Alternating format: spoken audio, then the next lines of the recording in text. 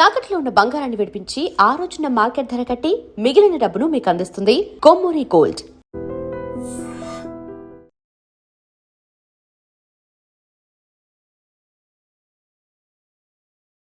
Welcome to iDream. International affairs పై ఈరోజు మన guest major SPS Oberoi, Ekam IAS academy director.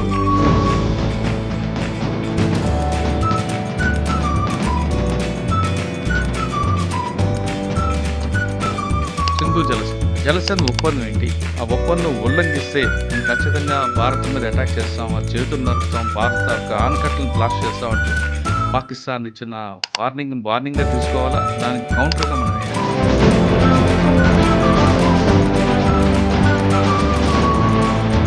Indus జలసంధి మీద ఇంత టఫ్ స్టాండ్ తీసుకున్న ఏకైక ప్రధానమంత్రి మన మోదీ. దానివల్ల ఇప్పుడు పాకిస్తాన్లో చాలా తీవ్రమైన అక్యూట్ స్కేర్సిటీ ఆఫ్ వాటర్ ఉంది. మీరు ఒక వీడియో వచ్చింది సార్, మీరు చూసారో చూడో తెలీదు.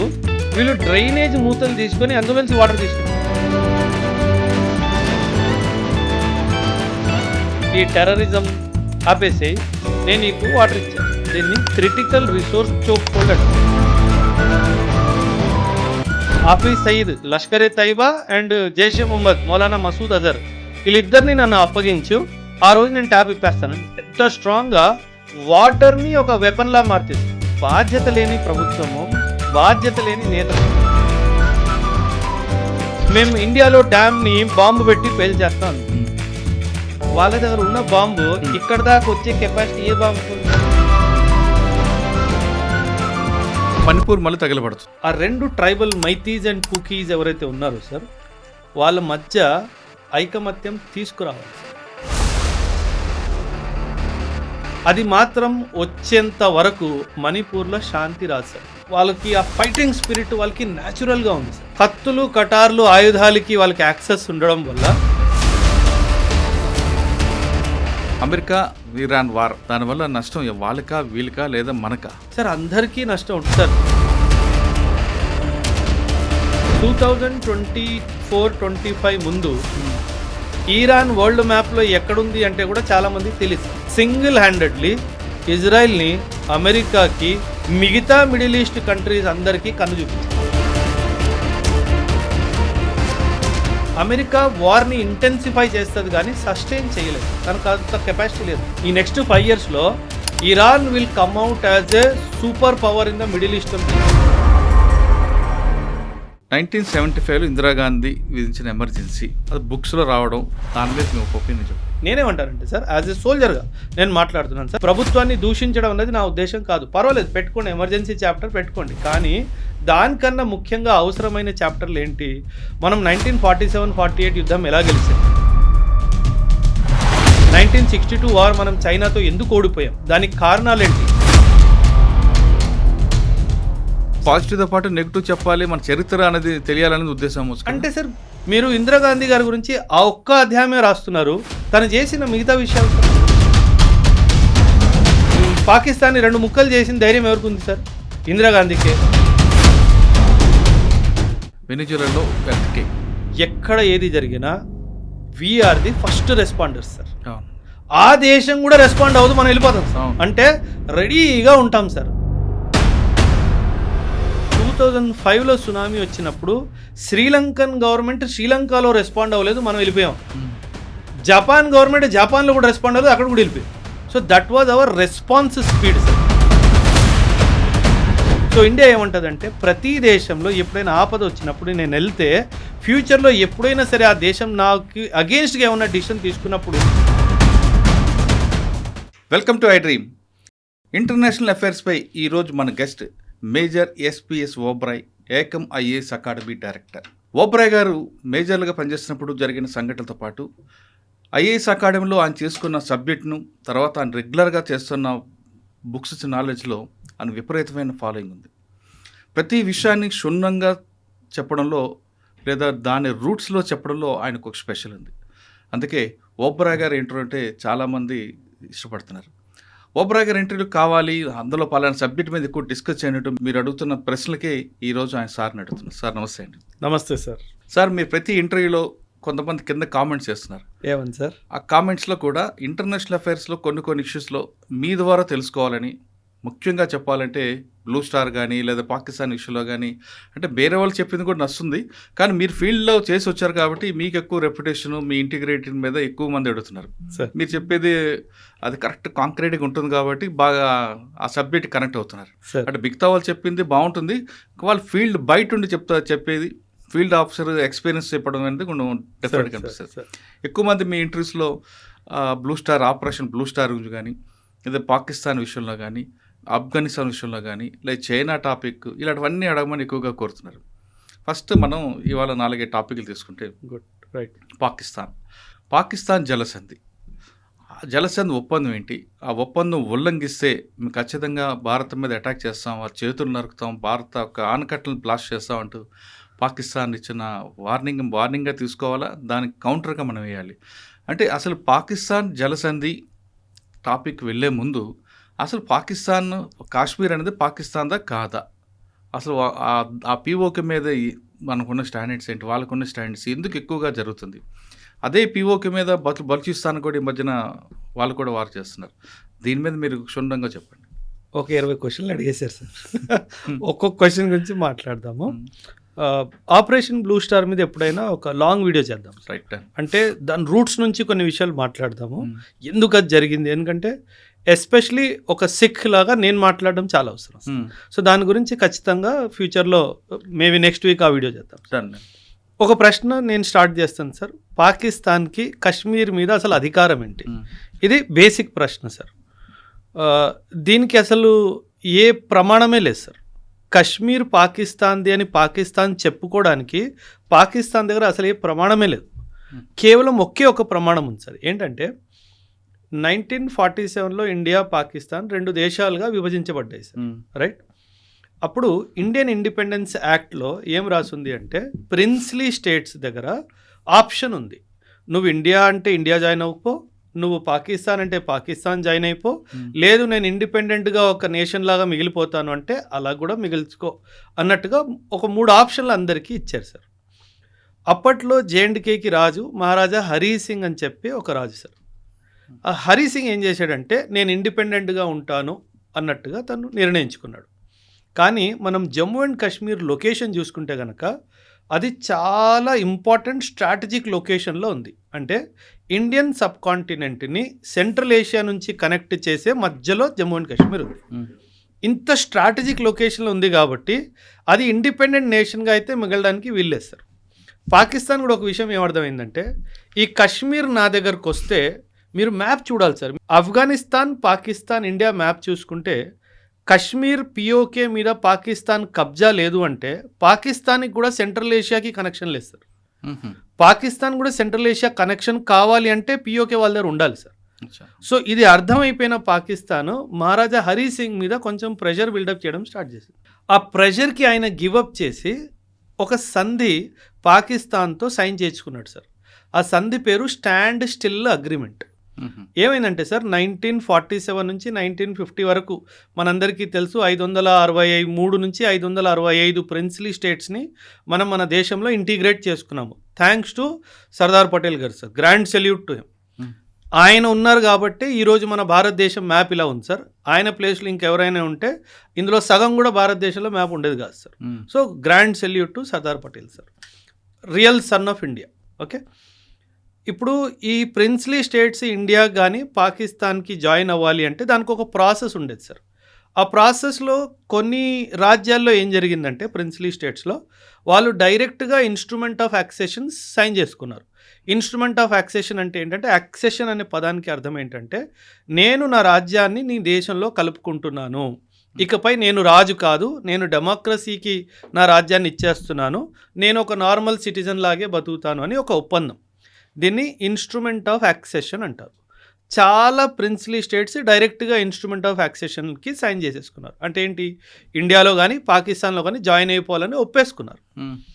కానీ కొన్ని ప్రిన్స్లీ స్టేట్స్ మాత్రము 2 స్టెప్ ప్రాసెస్ని తీసుకున్నారు సార్. ఈ 2 స్టెప్ ప్రాసెస్ ఏంటంటే, మొదటిగా స్టాండ్ స్టిల్ అగ్రిమెంట్ సైన్ చేసుకుందాం. అంటే ఏంటి, స్టేటస్ కో మెయింటెనెన్స్. స్టే అంటాం కదా మనం, కోర్టు నుంచి స్టే తెచ్చుకుంటాం కదా. దాన్ని స్టాండ్ స్టిల్ అగ్రిమెంట్ అంటారు. ఏమని, నువ్వు నా మీద దాడి చేయొద్దు, ఏం చేయొద్దు, నేను ఇంకా ఆలోచిస్తున్నాను, నేను ఇద్దరు రావాలా వద్దా అన్న విషయం. ఓకే. ఈ మహారాజా హరి సింగ్ కూడా ఏం చేశాడంటే స్టాండ్ స్టిల్ అగ్రిమెంట్ పాకిస్తాన్తో సైన్ చేసుకున్నాడు. ఇప్పుడు పాకిస్తాన్ వైపు కూడా ఆలోచన చూడండి సార్. ఒక ప్రిన్స్లీ స్టేట్ నాతో స్టాండ్ స్టిల్ అగ్రిమెంట్ సైన్ చేసుకున్నాడంటూ అంటే అర్థం ఏంటి, రేపో మాపో ఇన్స్ట్రుమెంట్ ఆఫ్ యాక్సేషన్ కూడా సైన్ చేసుకుంటాడనే కదా సార్ అర్థము. సో పాకిస్తాన్కి ఏమనిపించిందంటే మనం స్టాండ్ స్టిల్ అగ్రిమెంట్ సైన్ చేయడంలో గెలిచిపోయాం కాబట్టి ఖచ్చితంగా ఇది మన దగ్గరికే రావాలి అని వాళ్ళకి క్లారిటీ వచ్చేసింది. కానీ వాళ్ళ ఆవేశంతో ఆగలేక ఏం చేశారు, జమ్మూ అండ్ కాశ్మీర్ మీద దాడి చేశారు సార్. ఓకే. సో ఆ దాడి చేసినప్పుడు మహారాజా హరి సింగ్ ఏం చేశాడు, భయపడిపోయాడు. అమ్మో వీడు నా రాజ్యాన్ని ఆక్రమించేటట్టు ఉన్నాడని చెప్పేసి పరిగెట్టుకుంటూ ఇండియా దగ్గరకు వచ్చాడు. అప్పట్లో మనకు తెలుసుంటే మౌంట్ బ్యాటన్ గారు ఉన్నారు, మన ఇండియాలో ఇంకా వెళ్ళిపోలేదు. మౌంట్ బ్యాటన్ గారు ఏమన్నారంటే, నువ్వు స్టాండ్ స్టిల్ అగ్రిమెంట్ పాకిస్తాన్తో సైన్ చేసేసుకున్నావు కదా, నీకు ఎటువంటి సహాయం మేము అందించడానికి వీల్లేదు, ఎందుకంటే అది ఇప్పుడు మేము వస్తే నీ ఇంటర్నల్ అఫైర్స్లో మేము ఇంటర్ఫియర్ అయినట్టు ఉంటుంది. ఒక షరతు ఉంది, నువ్వు ఇన్స్ట్రుమెంట్ ఆఫ్ అక్సేషన్ మాత్రం ఇండియాతో సైన్ చేసుకున్నావంటే ఖచ్చితంగా అప్పుడు మేము మీకు సాయానికి వస్తామని చెప్పారు. ఇప్పుడు ఒకవైపు పాకిస్తాన్ దాడి, ఇంకోవైపు మనల్ని ఒప్పుకోవట్లేదు రావడానికి ప్రొటెక్షన్కి. ఆ కండిషన్లో Maharaja Hari Singh signed the instrument of accession with India. Standstill agreement పాకిస్తాన్తో సైన్ చేశాడు, ఇన్స్ట్రుమెంట్ ఆఫ్ అక్సేషన్ మాత్రం మనతో సైన్ చేశాడు. సో దీనివల్ల ఏం జరిగిందంటే పాకిస్తాన్ ఏమనుకుంది, నాకు మోసం జరిగింది, నాకు రావాల్సిన ఒక రాజ్యము అక్రమంగా ఇండియాకి వెళ్ళిపోయింది, ఎందుకంటే అక్కడ రాజు తప్పుగా ప్రవర్తించాడు అనే ఉద్దేశం. సో ఈ బ్యాక్గ్రౌండ్లో ఈ యొక్క వార్ అన్నది స్టార్ట్ అయిపోయింది సార్. ఆల్రెడీ వాడు వాళ్ళ మీద దాడి చేస్తాడు సార్. ఇప్పుడు ఈరోజు పిఓకే, పాకిస్తాన్ దగ్గర ఉన్న పిఓకే ఈయన ఇన్స్ట్రుమెంట్ ఆఫ్ అక్సేషన్ సైన్ చేసే ముందు వరకు ఆల్రెడీ వాళ్ళు ఆక్రమించుకున్నది. ఒకవేళ స్టాండ్ స్టిల్ అగ్రిమెంట్ సైన్ చేయకుండా డైరెక్ట్గా మన దగ్గరకు వచ్చిన ఈరోజు పిఓకే అంతా మన దగ్గర ఉండేది. సో అక్కడ చాలా పెద్ద తప్పు మహారాజా హరి సింగ్ చేశాడు సార్. దానివల్లే ఇన్ఫ్యాక్ట్ ప్రాబ్లం వచ్చింది. కానీ ఇక్కడ ఇంకొక ప్రాబ్లం ఉంది సార్. నేను ఇందాక మాట్లాడుతూ స్టార్టింగ్లో సర్దార్ పటేల్ గారికి ఒక గ్రాండ్ సెల్యూట్ అని చెప్పాను సార్. ఆయన ఉన్నారు కాబట్టి ఈరోజు నార్త్ ఈస్ట్ ఇండియాలో ఉంది సార్. లేదంటే ఈరోజు మొత్తం నార్త్ ఈస్ట్ వేరే దేశాల్లాగా ఉండేది సార్. అలాంటిది మొత్తం ప్రిన్స్లీ స్టేట్స్ ఇంటిగ్రేషన్ బాధ్యత అంతా సర్దార్ పటేల్ గారు తీసుకున్నప్పుడు నెహ్రూ గారు ఒక తప్పు చేశారు సార్. తప్పు చేశారంటే ఒక నిర్ణయం తప్పైంది సార్. జమ్మూ అండ్ కాశ్మీర్ది నేను చూసుకుంటాను, నువ్వు ఇబ్బంది పడకు అని చెప్పారు సార్. అక్కడ జరిగింది అతిపెద్ద తప్పు సార్. ఎందుకంటే అక్కడ చాలా టైం డిలే అయిపోయింది సార్. టైం డిలే అయిపోవడం వల్ల ఇంకా వీళ్ళు ఏం చేయాలో అర్థం కాక పాకిస్తాన్ వాడు దాడి చేయడం జరిగింది. సో ఆ జేఎండ్కే ఇంటిగ్రేషన్ కూడా సర్దార్ పటేల్ గారి మీద వదిలేస్తే అసలు ఈ తలకై నొప్పి ఉండేది కాదు సార్. సో అక్కడ చాలా పెద్ద కీలకమైన నిర్ణయం సార్. ఇప్పుడు మహారాజా హరి సింగ్ కూడా మనసు మీరు అండర్స్టాండ్ చేసుకోవాలి సార్. ఇప్పుడు ఆయన ఒక హిందూ రాజు సార్. హరి సింగ్ పేరు హిందూ కదా సార్. కాకపోతే జేఎండ్కే పాపులేషన్ 1947 వచ్చేసరికి ముస్లిం పాపులేషన్ అయిపోయింది మ్యాక్సిమం, నాట్ కంప్లీట్గా బట్ మెజారిటీ వాళ్ళది. కానీ మనం పాస్ట్లోకి వెళ్ళిపోతే మెజారిటీ వాళ్ళది కాదు, ఆ తర్వాత జరిగింది, క్రమంలో జరిగింది అది ఒక 300-400 years. ఆ తర్వాత ఎప్పుడైనా మాట్లాడదాం ఖచ్చితంగా దాని గురించి కూడా. జేఎండ్కే అసలు ముస్లిం పాపులేషన్ ఎలాగైందో అది కూడా మనం కనుక్కోవాలి సార్. సో మహారాజా హరి సింగ్ ఏమనిపించింది, నేను హిందూ రాజుని కానీ నా పాపులేషన్ మాత్రం ముస్లిము, నేను పాకిస్తాన్కి వెళ్ళాను అనుకోండి ఖచ్చితంగా వీళ్ళు ఒకటైపోతారు, నన్ను పక్కకి జరిపేస్తారు అన్న క్లారిటీ ఉంది. ఇండియాలో వద్దాము అంటే ఇండియా ఏమో డెమోక్రటిక్ కంట్రీ, నేను ఈ కంట్రీలోకి వచ్చేస్తే నా రాజరికం పోతుంది కదా. సో ఆయన కూడా చాలా గేమ్స్ ఆడాడు, దానివల్ల చాలా డిలే అయిపోయింది సార్. ఈ డిలే వల్ల ఇంకా పాకిస్తాన్ అటువైపు రెస్ట్లెస్ ఫీల్ అయిపోయింది. ఇక్కడేమో జవహర్లాల్ నెహ్రూ గారేమో నేను చూసుకుంటానని చెప్పి సర్దార్ పటేల్ గారిని పక్కకు తప్పియడం జరిగింది.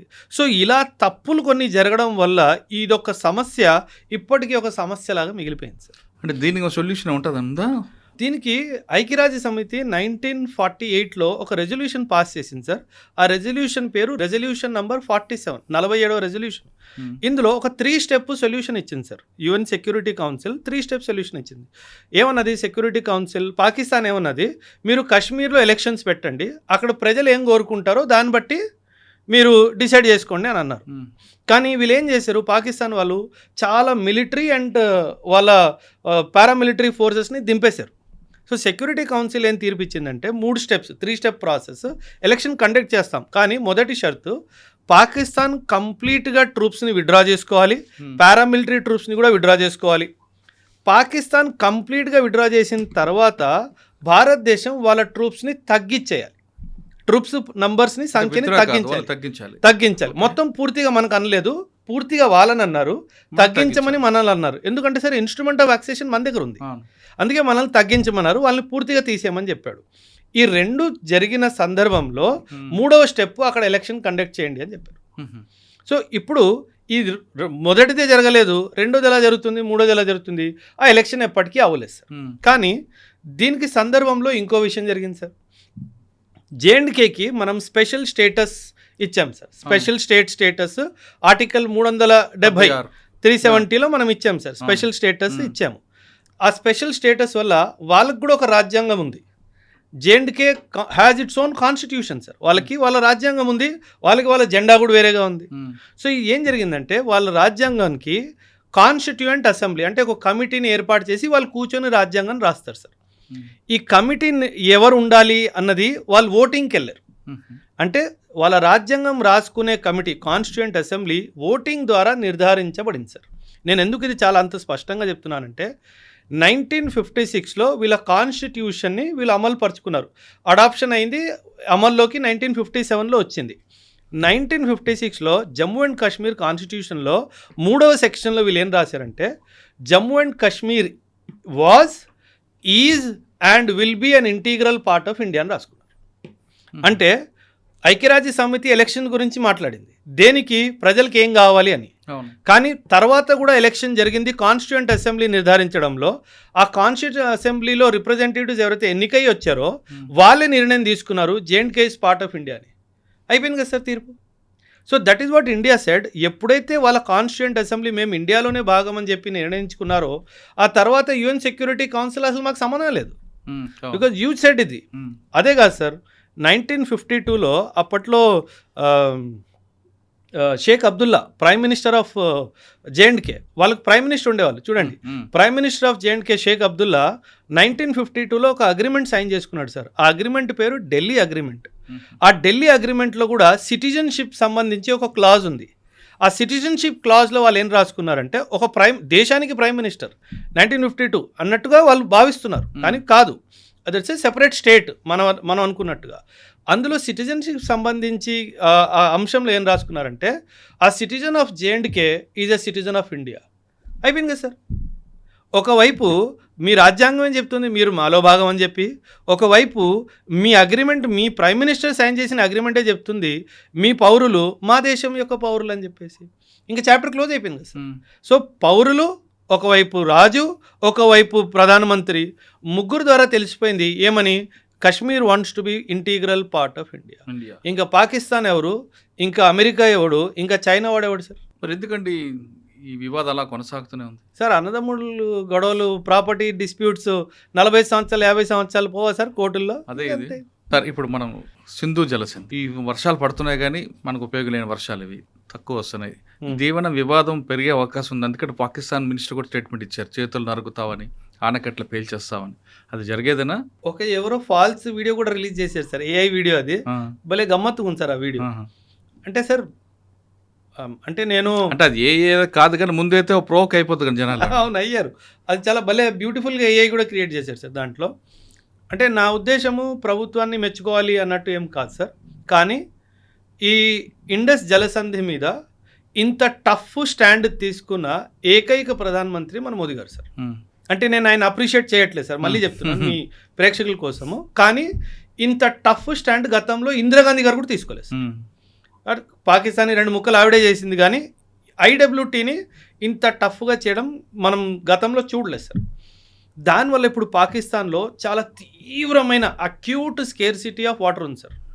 మీరు ఒక వీడియో వచ్చింది సార్, మీరు చూసారో చూడో తెలీదు, వీళ్ళు డ్రైనేజ్ మూతలు తీసుకొని అందులోంచి వాటర్ తీసుకుంటున్నారు. అంత దరిద్రమైన పరిస్థితి వాళ్ళకి వచ్చేసింది సార్. దేనివల్ల వచ్చింది, మనం ఐడబ్ల్యూటీ ద్వారా రిలీజ్ చేసే వాటర్ని ఆపేసాం కాబట్టి. ఇండియా చాలా స్పష్టంగా చెప్పింది సార్, నువ్వు ఈ టెర్రరిజం ఆపేసేయి, నేను నీకు వాటర్ ఇచ్చేస్తా, సింపుల్. దీన్ని జియో పాలిటిక్స్లో ఒక పదం ఉంది సార్, దీన్ని క్రిటికల్ రిసోర్స్ చోక్ హోల్డ్ అంటారు. అంటే మనము WWF మీరు చూస్తే కనుక పీక పట్టేసుకుంటారు కదా, దాన్ని చోక్ హోల్డ్ అంటారు.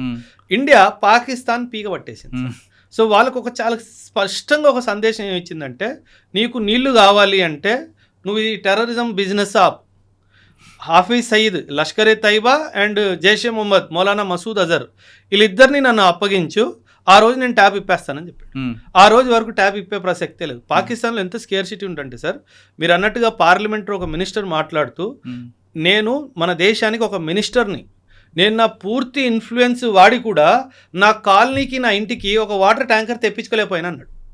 అవును, అంటే విన్నారు కదా మీరు. అంటే మనం చూడండి ఎంత స్ట్రాంగ్గా వాటర్ని ఒక వెపన్లా మార్చేసాం సార్. కనీసం ఇప్పుడైనా వాడికి బుద్ధి రావాలి కదా సార్.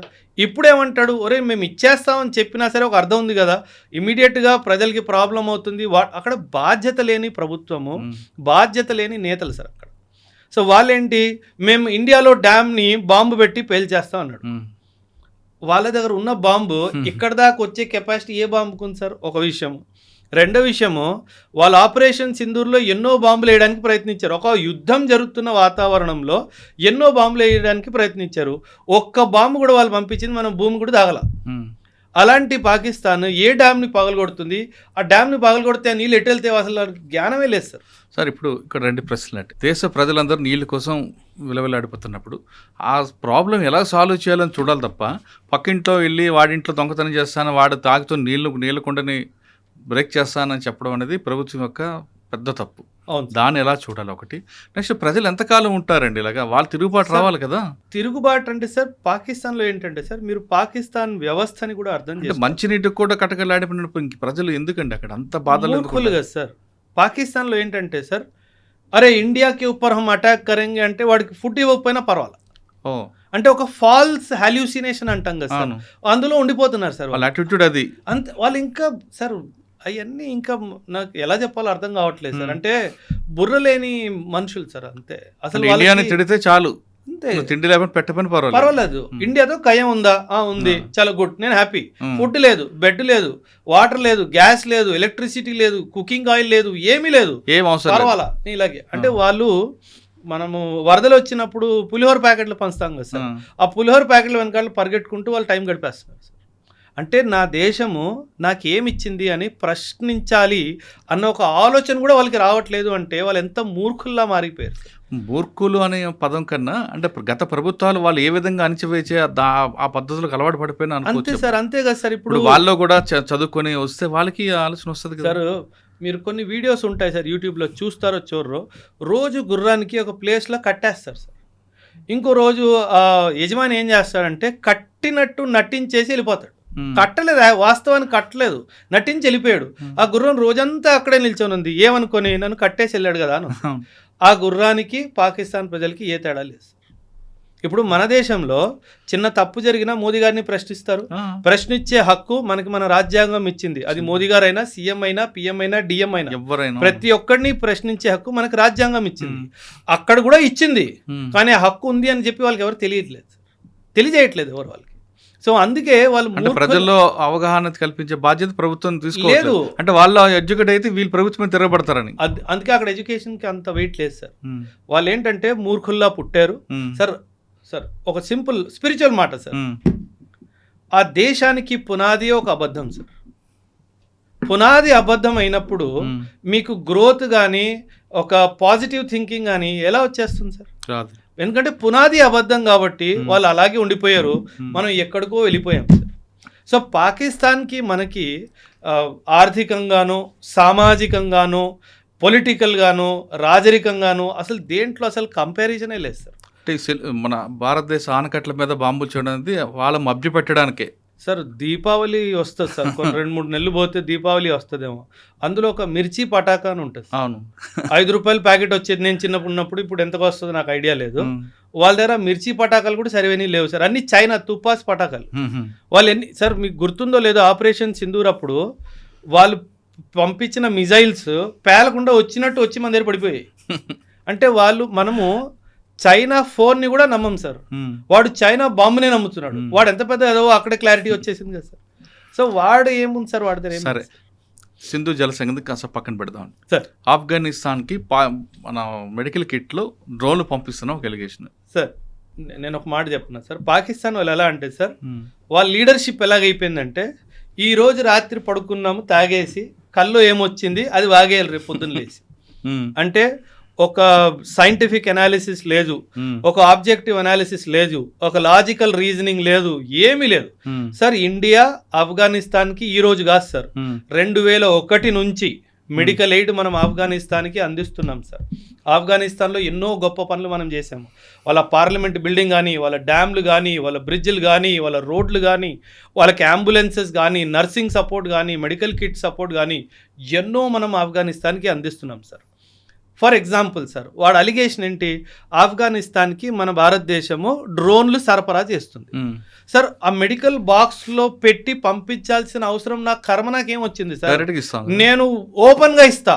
మా పిఎం వాళ్ళ పిఎంకి అరే బాబు తీసుకోరా డ్రోన్ అని చెప్పి ఫోటోగ్రాఫ్ తీసి మరి ఇస్తా, నాకేం అవసరం. అండ్ అందులో చూడండి సార్ ఎంత మూర్ఖమైన స్టేట్మెంట్, ఇజ్రాయిలీ డ్రోన్ ఆఫ్ఘనిస్తాన్కి నేను ఎందుకు ఇస్తాను సార్, వాడించుకుంటా డైరెక్ట్గా.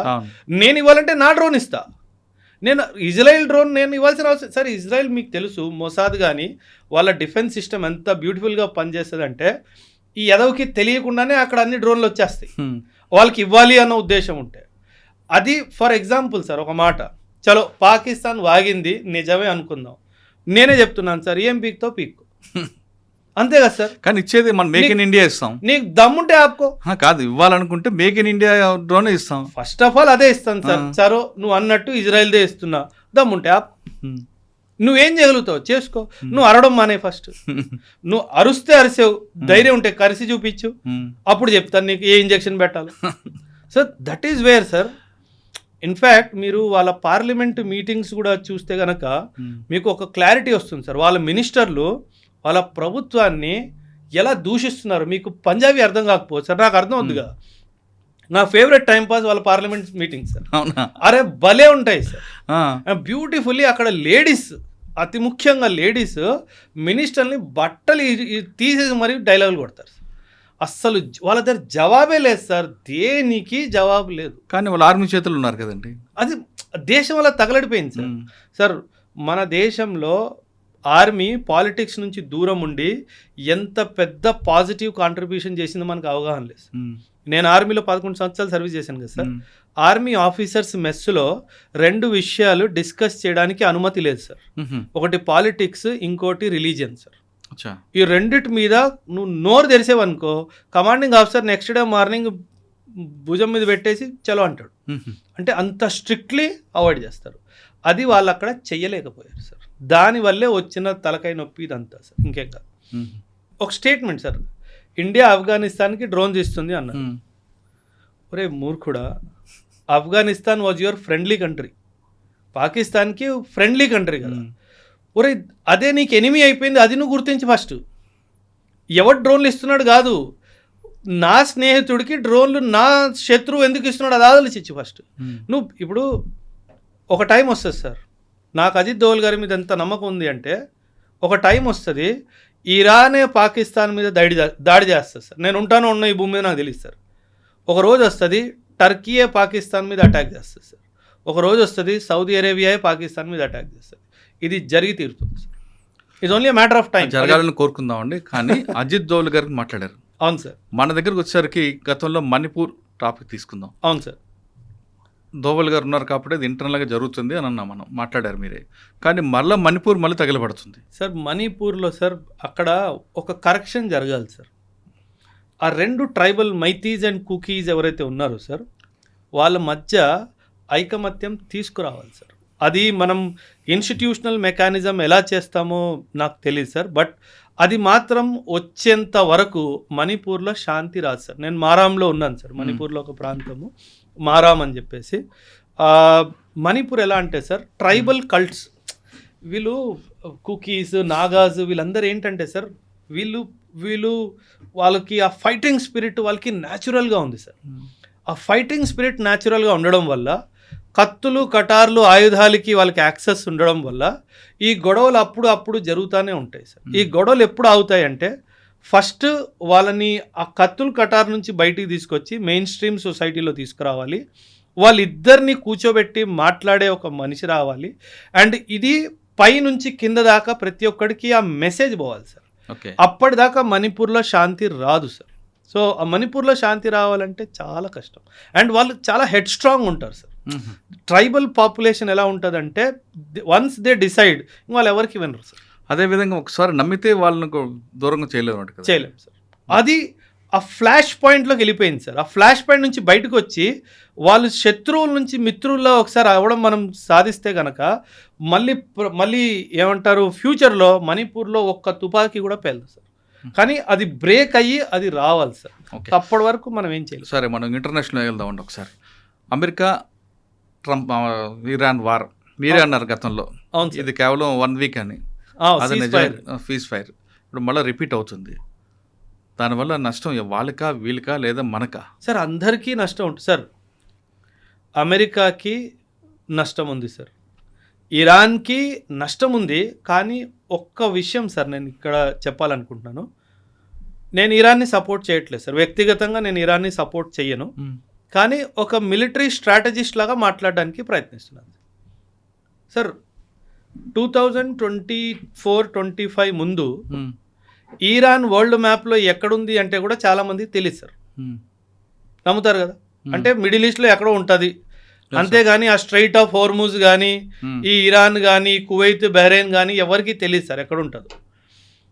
కానీ ఒక దేశము అమెరికా శాంక్షన్స్లో గత 3 దశాబ్దాలుగా ఉంది సార్. ఆ దేశం అమెరికన్ శాంక్షన్స్లో ఉంది. అంటే ఏంటి, ఓపెన్గా వీళ్ళు వరల్డ్లో ట్రేడ్ చేయలేరు. వాళ్ళతో ట్రేడ్ చేసేది దేశాలు కొన్నే, మనము రష్యా కానీ చైనా కానీ ఇతర దేశాలు మిడిల్ ఈస్ట్ కంట్రీస్ మాత్రమే. అలాంటి దేశము 30 సంవత్సరాలుగా శాంక్షన్స్లో ఉంటున్న దేశము సింగిల్ హ్యాండెడ్లీ ఇజ్రాయెల్ని అమెరికాకి మిగతా మిడిల్ ఈస్ట్ కంట్రీస్ అందరికీ కన్ను చూపించింది సార్. వీళ్ళందరూ కలిసి ఒక్కసారైనా వాడిని అరే బాబు నిన్ను ఓడిచ్చేసాము అని చెప్పి ఆ స్టేజ్ దాకా తీసుకెళ్లారా? లేదు. లీడర్షిప్ని ఎలిమినేట్ చేశారు. టాప్ లీడర్షిప్ని ఆయతుల్లా ఖొమైనీని ఫస్ట్ డే February 28 రోజు ఎప్పుడో దాడి జరిగింది, ఆ రోజు లేపేశారు. ఓకే, బాగానే ఉంది. ఆ తర్వాత ఏంటి? Nothing happened. ఎందుకంటే అమెరికా సార్, అమెరికా వార్ని ఇంటెన్సిఫై చేస్తుంది కానీ సస్టైన్ చేయలేదు. తనకు అంత కెపాసిటీ లేదు, సస్టైనెన్స్ కెపాసిటీ లేదు. మనము డీఎస్కలేట్ చేస్తూ సస్టైన్ చేయడానికి ప్రయత్నిస్తాం. అది మన war strategy sir. America war డాక్ట్రిన్లోనే చాలా పెద్ద తప్పు ఉంది సార్. సో ఆ తప్పు ఉన్నంత వరకు దేశంలో ఇలా డిస్టర్బెన్స్ కంటిన్యూగానే ఉంటుంది. ఇరాన్ సార్ ఇప్పుడు మీరు ఇప్పుడు చూస్తున్నారు సార్, నేను నెక్స్ట్ 5 years చూస్తున్నాను. ఈ నెక్స్ట్ 5 yearsలో Iran will come out as a super power in the Middle Eastern region. ఇప్పుడు మీరు చూస్తున్న దాడులు చాలా జీరో. రానున్న టైంలో సౌదీని కానీ కువైత్ని కానీ యుఏఈని కానీ ఇరాక్ని కానీ ఇరాన్ వదిలే ప్రసక్తే లేదు సార్.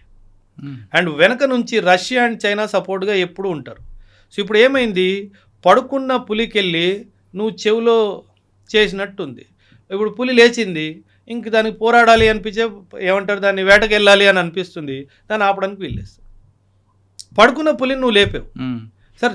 చూడండి సార్, ఒక not even advanced country Iran ఎక్కడుంది సార్ కంపేర్ టు అమెరికా? ఎక్కడా లేదు. Intelligence Israel best, defence forces best, missile systems best, drone systems best, air crafts best, అన్నీ బెస్ట్గా ఉన్నా ఏం చేస్తున్నారు? ఏం చేయలేకపోతున్నారు సార్. కువైత్ మీద ఎన్ని దాడులు జరిగాయి సార్? కువైత్ ఒక్క రిప్లైని ఇవ్వగలిగిందా సార్?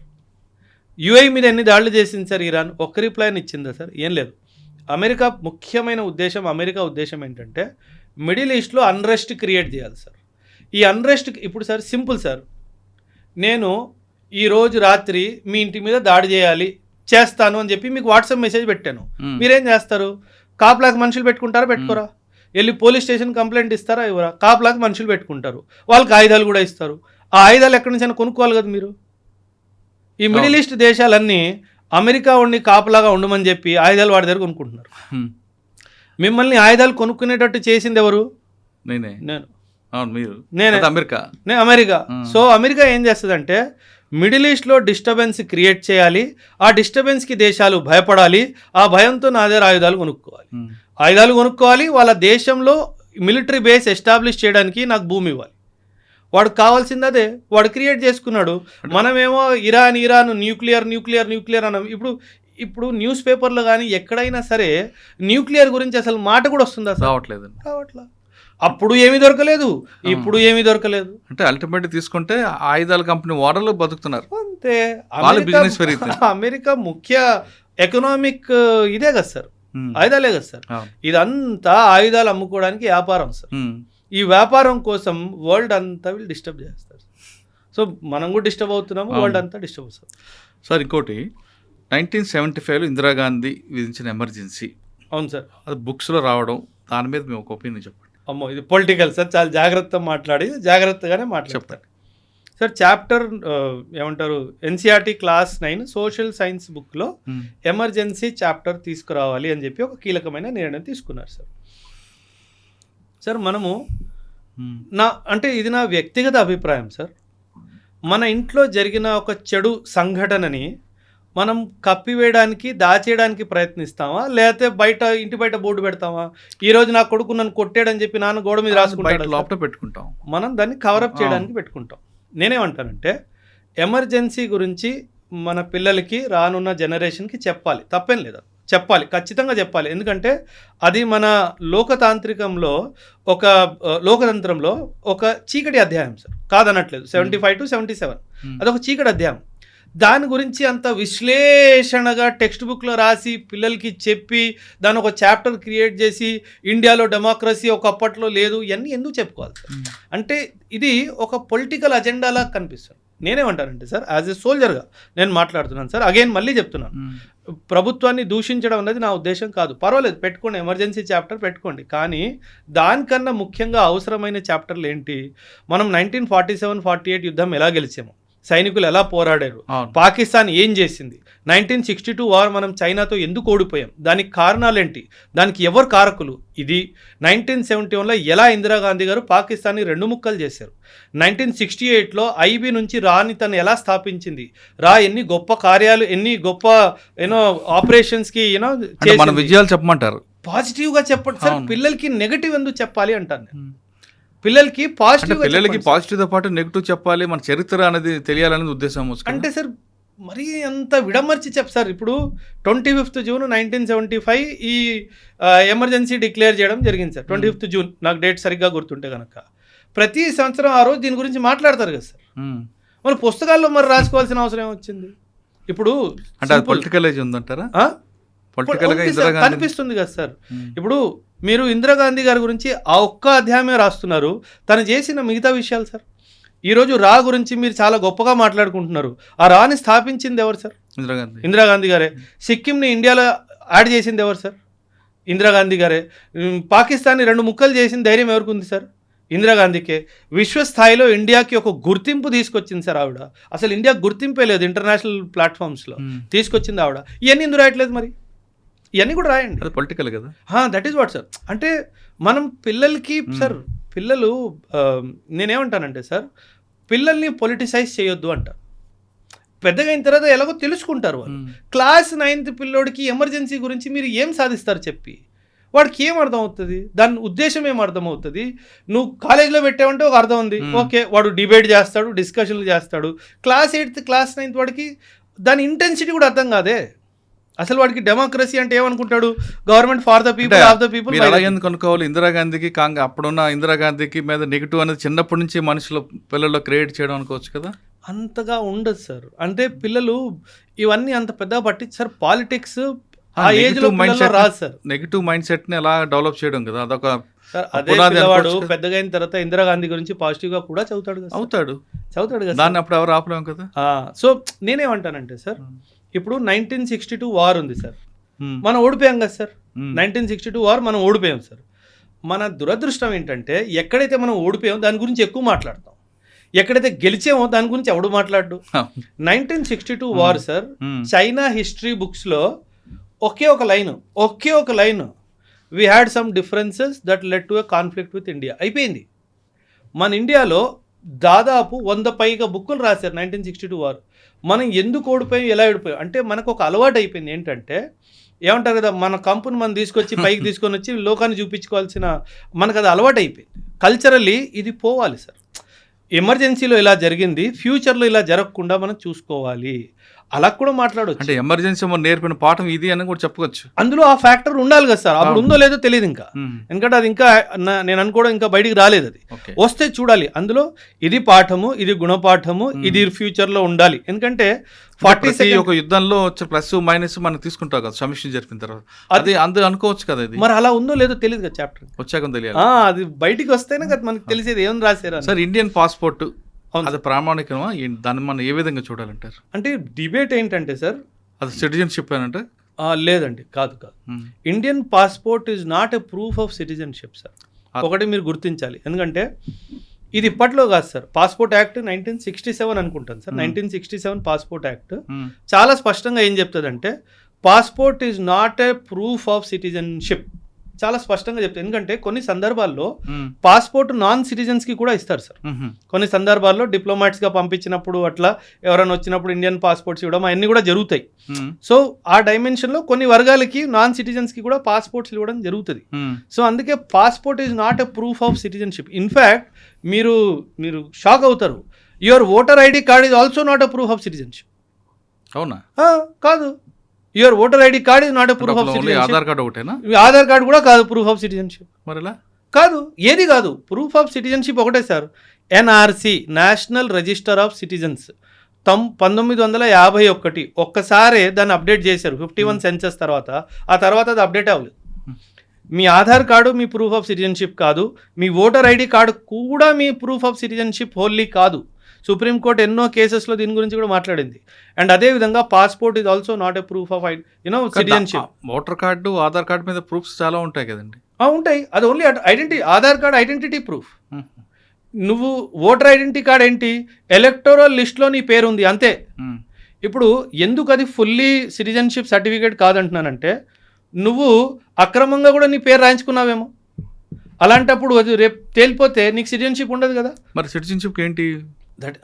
ఇది చాలా మంచి ప్రశ్న sir. Who is a citizen? మనం రాజ్యాంగం చూసుకుంటే part 2 of the constitution article 5 to article 11 వరకు తన సిటిజన్షిప్ గురించి మాట్లాడుతుంది. సిటిజన్షిప్ అంటే ఏంటి? మన దేశంలో 1950లో మనం రాజ్యాంగాన్ని అడాప్ట్ చేసుకున్నాం, 26 జనవరి 1950. ఆ డేట్ నుంచి 1987 వరకు మీ పేరెంట్స్ ఎక్కడ జన్మించారో వాళ్ళు సిటిజన్స్ కాకపోయినా నువ్వు భారతదేశంలో పుడితే కనుక నువ్వు సిటిజన్. 1987లో 1987 నుంచి 2004 వరకు పేరెంట్స్ ఇద్దరిలో ఎవరో ఒకరు ఇండియన్ సిటిజన్స్ అయి ఉండాలి. దేనికి? నీకు సిటిజన్షిప్ బై బర్త్ రావాలి అంటే. అండ్ 2004 తర్వాత ఇద్దరు పేరెంట్స్ సిటిజన్స్ అయి ఉండాలి. లేదా ఇద్దరు పేరెంట్స్ సిటిజన్షిప్ కాని సమక్షంలో ఒక పేరెంట్ సిటిజన్ అయ్యి రెండో పేరెంట్ ఇల్లీగల్ మైగ్రెంట్ అవ్వకూడదు. ఆ కండిషన్లో నువ్వు by birth after 2004 Indian citizenship నీకు వస్తుంది. అంటే ఇండియన్ సిటిజన్షిప్ బేసికలీ బర్త్ మీద, ముఖ్యంగా బర్త్ మీద, కానీ వేరే డైమెన్షన్స్ కూడా ఉన్నాయి. సిటిజన్షిప్ బై అక్విజిషన్ అవన్నీ ఉంటాయి, న్యాచురలైజేషన్, రిజిస్ట్రేషన్ ప్రాసెస్ అవన్నీ కూడా ఉన్నాయి. కానీ అతి ముఖ్యంగా బై బర్తే సిటిజన్షిప్ లభిస్తుంది.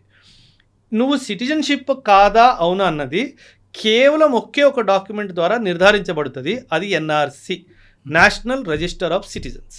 అది 1951 తర్వాత మన దేశంలో దాన్ని అప్డేట్ చేయలేదు. అది అత్యవసరమైన ఎక్సర్సైజ్, అది చెయ్యాలి.